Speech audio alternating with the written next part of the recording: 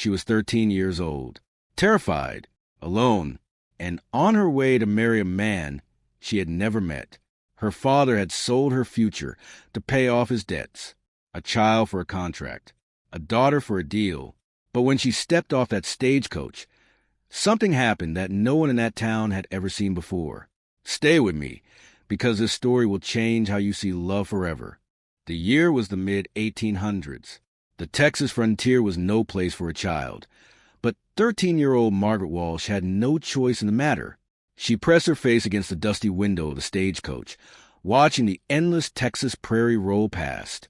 Back home in Boston, she should have been studying her lessons, tending to the garden, living the small and ordinary life of a girl her age. But ordinary had ended the moment her father sat her down and handed her a letter. His debts were catastrophic. The creditors were coming.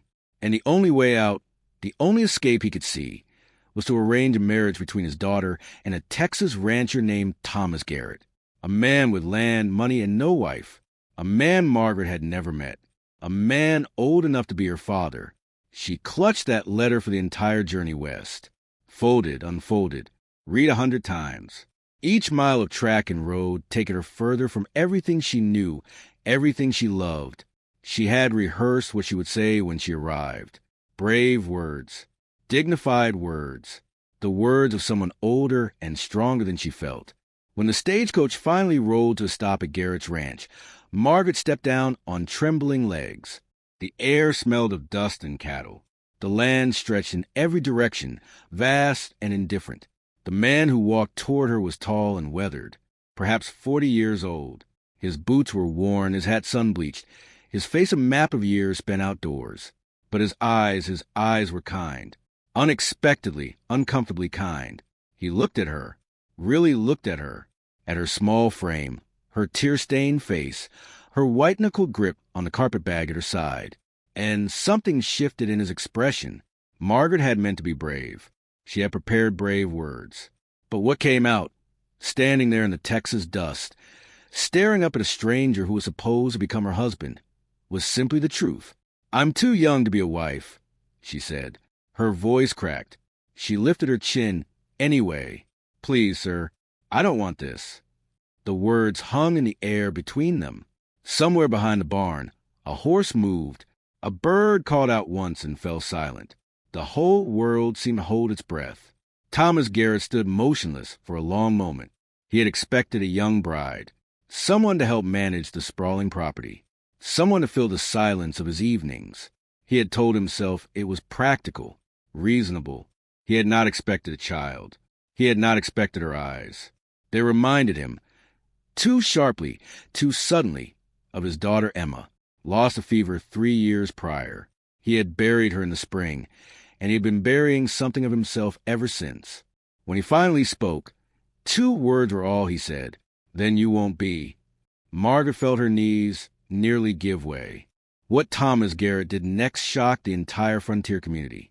He took Margaret's trunk himself, not to the main house, but to a smaller cottage at the edge of the property. It was quiet and warm, surrounded by wild prairie grass. Emma's cottage.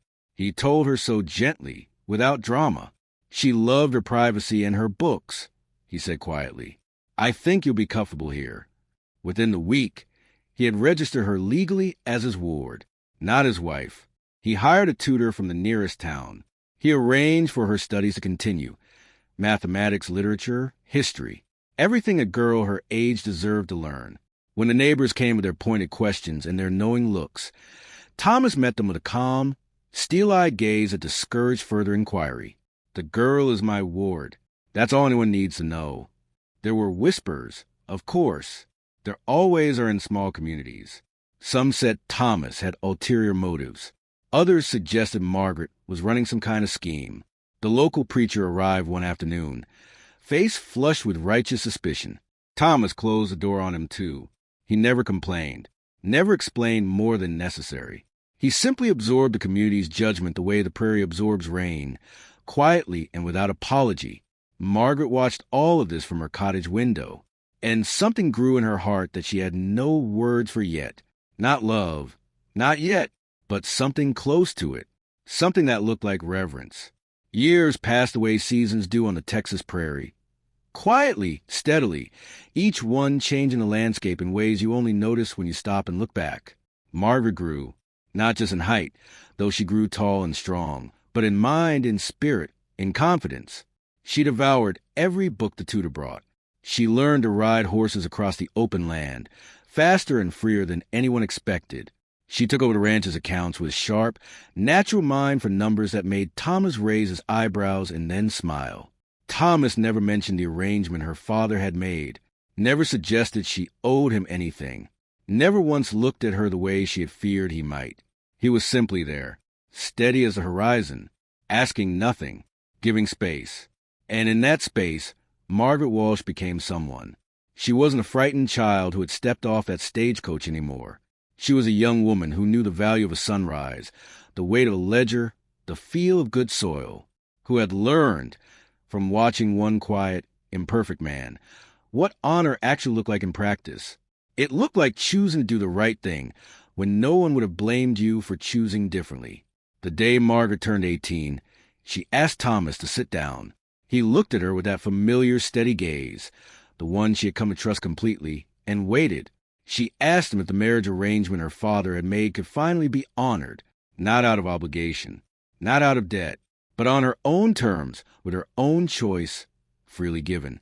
Thomas was so startled, he stood up from his chair. "You don't owe me anything," he insisted.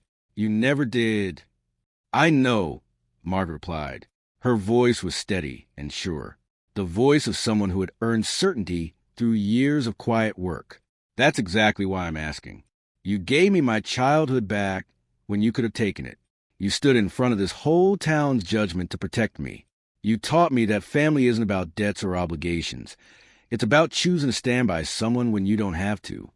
I'm not that frightened little girl anymore. Thomas, I'm a woman who knows her own mind, and I choose this." She met his eyes. "I choose you.